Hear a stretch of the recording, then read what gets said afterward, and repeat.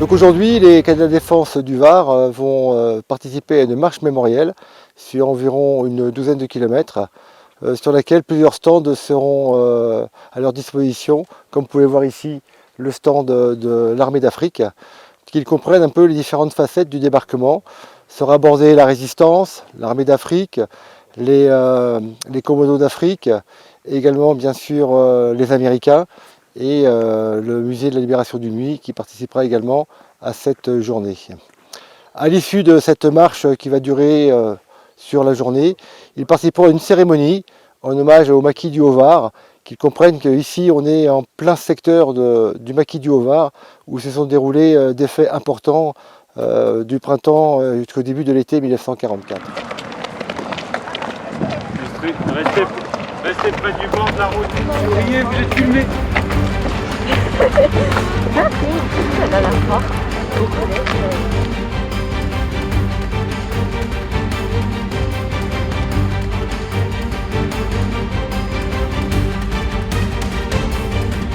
Eh bien, c'est le temps de notre association Les Enfants de la Résistance. Nous avons monté une exposition qui ouvre vendredi à Bargemont et c'est basé sur une bande dessinée devenue culte. Donc voici quelques exemplaires qui s'appellent Les Enfants de la Résistance.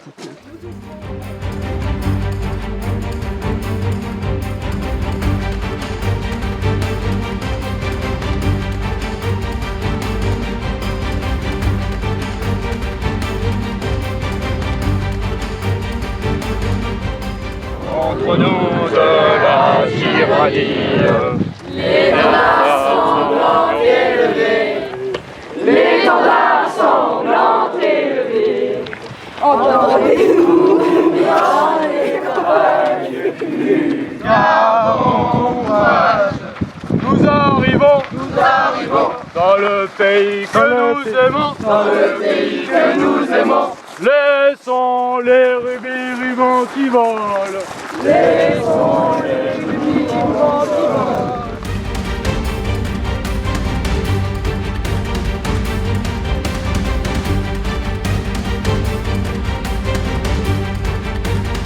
Je suis président du souvenir franco-américain qui a été créé en 1968 par Aimé Léocard. Et depuis 55 ans, donc, cette association vit pour le devoir de mémoire qu'on doit à tous ces jeunes Américains qui sont tombés au champ d'honneur. Et toutes les années, l'association invite une famille américaine qui a un de ses ascendants inhumé au cimetière américain. On est aussi sur la transmission du devoir de mémoire, c'est pourquoi aujourd'hui on participe à la marche mémorielle et qu'on va présenter l'impact et l'implication des Américains pendant le débarquement de Provence et insister aussi sur ce devoir de mémoire qu'on leur doit.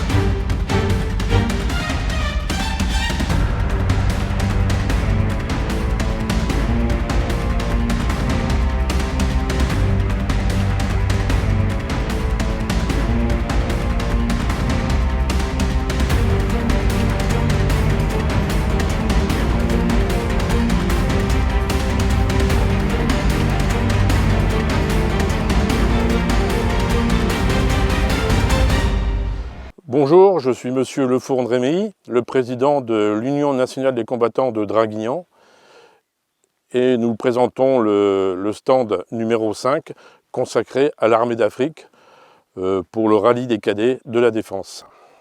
Le but de notre association, le but de l'UNC, c'est d'accompagner le monde des combattants, de faire vivre l'association bien sûr, avec un gros point d'effort sur l'accompagnement social de nos adhérents. Il faut prendre en compte que c'est aujourd'hui les combattants d'hier et d'aujourd'hui. On rassemble tout le monde combattant dans son ensemble. On a à cœur d'accueillir les jeunes opérations extérieures.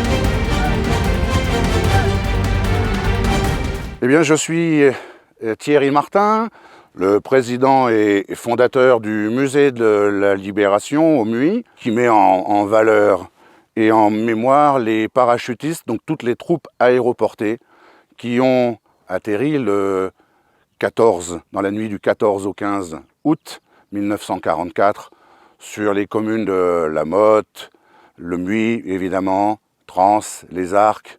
Donc ces jeunes soldats qui sont arrivés, qui en grande majorité avaient entre 17 et 19 ans pour les plus âgés, ont atterri en pleine nuit pour libérer nos communes et sauver la France et rendre la liberté à la France.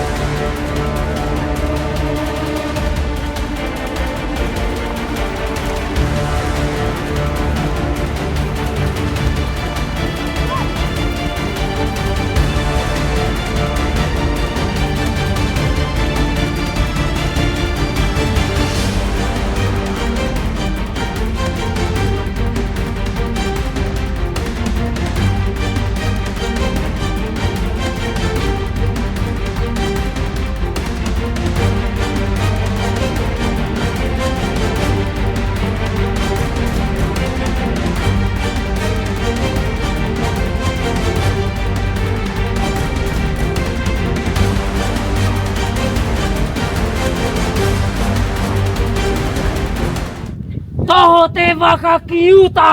Toho te wakakiuta! Toho te wakakiuta! Toho te wakakiuta! He malohi te atua! He malohi te atua! He malohi te atua! He malohi te atua! Kamate! Kamate! Kamate! Kamate! Kaur! Kaura!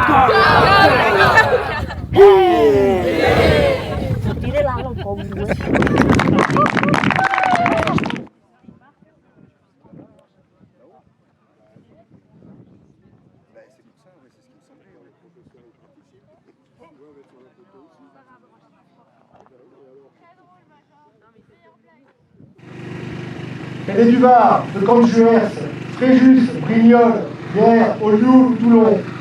Vous avez aujourd'hui marché sur les traces de vos illustres aînés.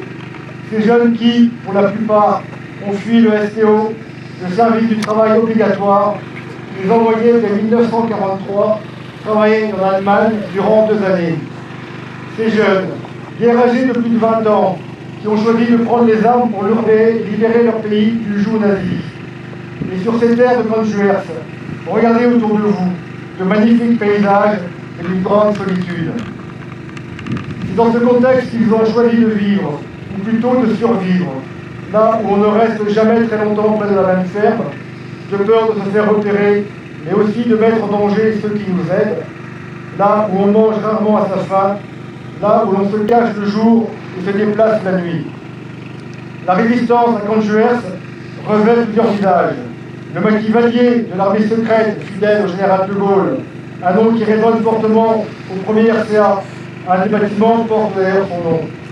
Ces résistants sont aussi présents au sein du camp Robert, ces FTP, francs-tireurs et partisans issus du mouvement ouvrier.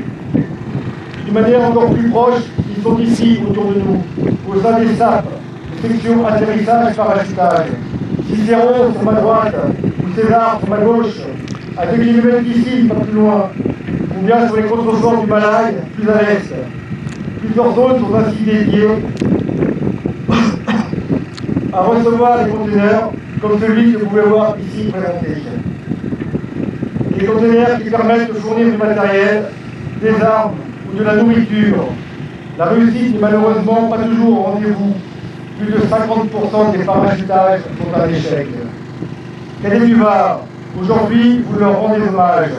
D'abord par la marche que vous avez effectuée, cette marche des maquisards sur les routes de la liberté, avec la découverte d'ateliers mémoriaux tenus par les associations patriotiques locales, et je remercie d'ailleurs, Armée d'Afrique, Commandos d'Afrique, soldats et parrains américains, et bien sûr les résistants. Et vous leur rendez aussi hommage en participant à cette cérémonie, fort son symbole. Les autorités civiles et militaires sont présentes autour de vous, ainsi que les porte-drapeaux, les témoins de cette mémoire toujours vivante. Alors, jeunes cadets du Var, n'oubliez jamais que l'insouciante liberté dont vous profitez aujourd'hui est aussi liée au sacrifice des combattants de l'ombre.